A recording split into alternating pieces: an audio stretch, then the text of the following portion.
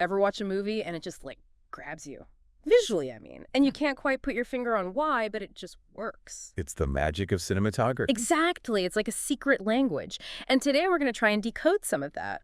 We're diving into cinematography, but, like, really diving deep. Going beyond just pretty pictures. Yeah.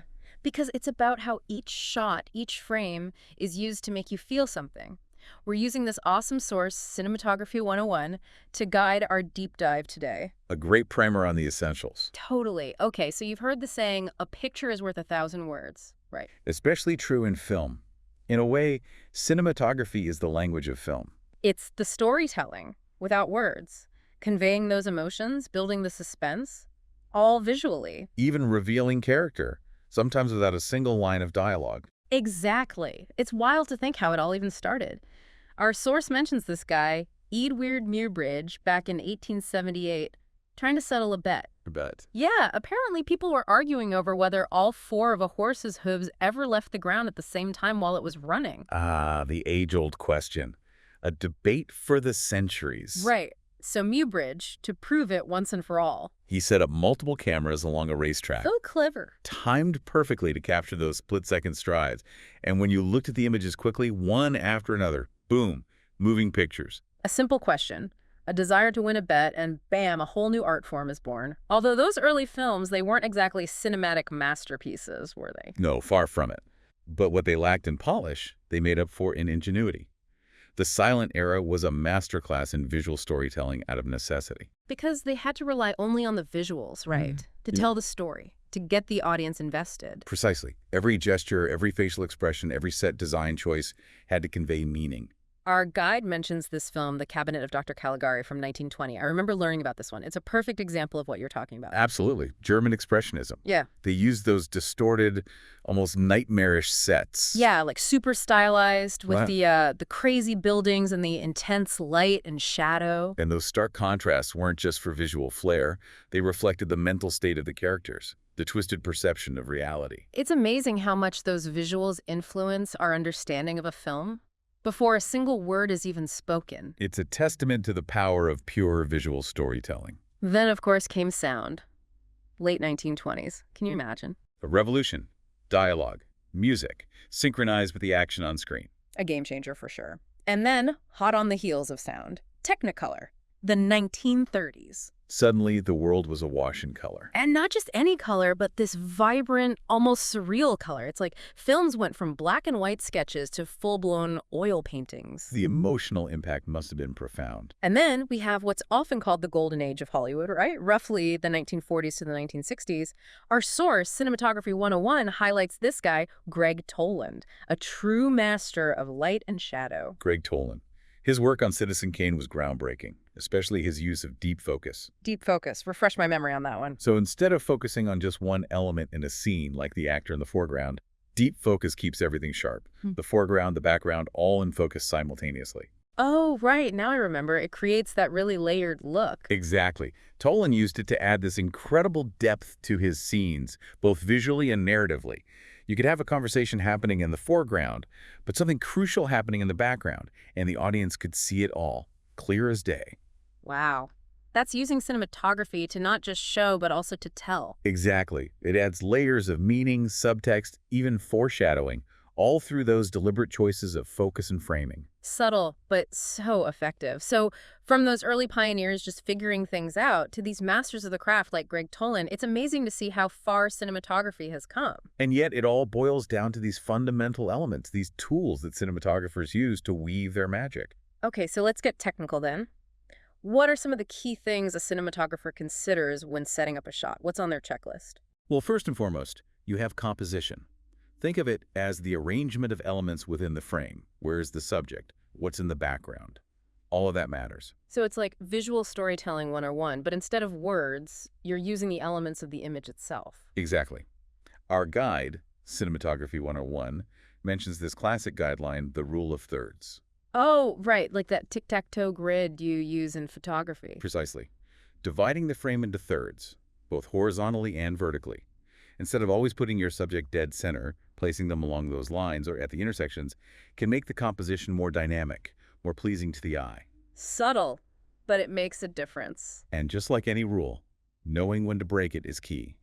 Sometimes placing a character off-center can create a sense of unease or highlight their isolation within the frame. Ah, so every choice, even something as simple as where you place the subject, can convey meaning. Exactly. And then you have leading lines. Think of those as visual pathways that guide the viewer's eye through the image. Like a road stretching off into the distance or a row of trees converging towards a vanishing point. Exactly. They can create depth, direct attention to certain parts of the frame, even evoke a sense of journey or mystery. Okay, I'm starting to see how every little detail plays a role. What about lighting? That's always seemed like a big deal in film. It's not just a big deal, it's essential. Lighting can make or break a scene. Remember those terms: key light, fill light, backlight. Right, the holy trinity of lighting. But how do they all work together? Well, think of it like this. Your key light is your main source of illumination. It defines the shape and form of your subject. Then, you use the fill light to soften any harsh shadows created by the key light to control the overall contrast. And the backlight. That's the one that gives your subject that nice halo effect, separating them from the background. It adds depth and dimension to the I guess scene. it's all about balance. Exactly. But it's not just about technical correctness. It's about using light to create mood and atmosphere. Think about the stark, shadowy lighting of film noir. Low-key lighting, it's called. Often using just a single, hard light source. Creates that sense of mystery, right? Like Yeah. you're never quite sure what's lurking in the shadows. Exactly. Now contrast that with the bright, even illumination of a romantic comedy. High-key lighting, often achieved with multiple soft light sources. It makes everything feel light, airy, optimistic. It's amazing how much of a difference lighting can make. You're basically painting with light. A beautiful way to put it.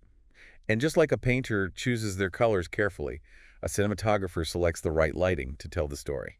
Okay, what's next on our cinematographer's checklist? We've talked about framing, lighting. How about the way the camera moves? Camera movement is another powerful tool in the cinematographer's arsenal. Right, because it's not just about whether the camera moves, but how it moves, right? Exactly. A slow pan across a vast landscape can create a sense of awe and wonder. A fast, jerky camera movement might be used to convey chaos and disorientation. Or like in an action sequence to make you feel like you're right there in the middle of it. Precisely.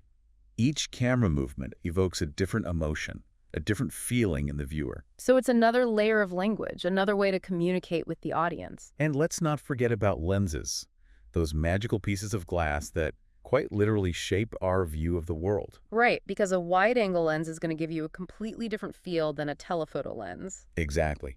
A wide-angle lens can capture a sweeping vista, emphasizing the grandeur of a location, while a telephoto lens can compress the distance between objects, creating a sense of intimacy or claustrophobia. So it's about choosing the right lens to evoke the right emotion, the right feeling for that particular scene. What about aspect ratio? That one always seemed kind of technical to me. It might sound technical, but it's quite simple. It's the shape of the frame, the ratio of width to height. Those classic films from the Golden Age, they often use a nearly square aspect ratio. But today, widescreen formats are all the rage. And there's a reason for that, right? Because a widescreen image just feels more epic, more immersive. Precisely. The wider frame allows for more information to be presented. It can create a sense of scope and grandeur. Think about those epic battle scenes in historical epics, or the sweeping landscapes in westerns. It's like the frame itself becomes a window into another world. And speaking of influencing our perception, we can't forget about color. Oh, color. That's a whole other rabbit hole. Indeed. Color is so deeply ingrained in our emotional responses. Warm colors like reds and oranges tend to be associated with passion, energy, even danger. Cool colors like blues and greens often evoke feelings of tranquility, sadness, even isolation. So when a filmmaker chooses a particular color palette for a film, or even just a single scene, it's not just a random artistic choice. Not at all. It's a deliberate decision to create a specific mood, a specific atmosphere. It's like adding another layer of meaning on top of the story. And then there's color grading. Color grading. It's a post-production process where filmmakers can further manipulate the color of a film. So they're not just stuck with whatever colors they captured on set. Not anymore. With color grading, they can tweak hues, adjust saturation, really fine-tune the overall look of a film to achieve a very specific aesthetic. Like those Instagram filters, but on a professional level. A good analogy. Right. And it highlights how every aspect of cinematography, from composition and lighting to lenses and color grading, works in concert to shape our emotional response as viewers. Okay, so we've covered a ton of ground here, from the very first moving pictures to, like, the subtle art of color grading. But there's one more thing I wanted to touch on from Cinematography 101, this whole debate, film versus digital. Ah, yes, the age-old debate. I'm not gonna lie, I've got a soft spot for that classic film look. It's undeniable that texture, that grain Right? film has a certain something, Hard to put your finger on it. It's like warmer, Yeah. more alive somehow. Our source talks about how film stock has this organic quality, Mm. but it's also way less forgiving Yeah. and way more expensive. Yeah, I can only imagine the pressure on set back in the day. Every take counts when you're literally burning through film. It's a different world from digital. These days, directors can just keep rolling, review footage instantly. It's a much more flexible way of working. And let's be real, digital cameras have gotten crazy good. I mean, the level of detail they can capture now is incredible. They've really pushed the boundaries of what's possible, visually speaking. Totally. What about lighting? Has the shift to digital changed how films are lit? Absolutely. We've seen a big move away from those old, bulky lights. Remember those? Oh, yeah. They were like furniture. LED lighting has been a game changer, though. Cinematography 101 talks about how energy efficient they are, which is huge, obviously. Good for the planet and the budget. Right. But it's more than that. LEDs give you such precise control over color, temperature, intensity. You can fine-tune everything to a degree that just wasn't possible before. It's amazing to think about how much technology has impacted this art form. And it's not just Hollywood. One of the things I love about Cinematography 101 is that it reminds us that these techniques are everywhere. Documentaries, music videos, commercials. You're right. I mean, some of those nature documentaries, they have such stunning cinematography. It's like you're right there in the jungle. They often use handheld cameras, natural light, to create a sense of realism, of immediacy. And then you have music videos, which are all about style, pushing the boundaries visually. And commercials, don't even get me started. They have to grab your attention in, what, like 30 seconds? So those visuals have to work hard? It's fascinating how these techniques can be used in so many different ways. Yeah. But it always comes back to that same goal. To tell a story. Exactly, to evoke an emotion, Yeah. to make us feel something. It's been quite a deep dive. So as we wrap things up, what's the key takeaway you hope our listeners walk away with? What should they be paying attention to the next time they watch a movie or a TV show or even just a commercial? Just notice. Notice the way the camera moves or doesn't move, how the lighting sets the mood, how the colors make you feel.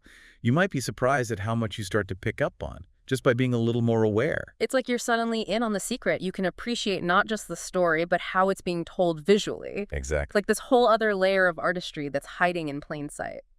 And on that note, we'll wrap up this deep dive into cinematography. Until next time.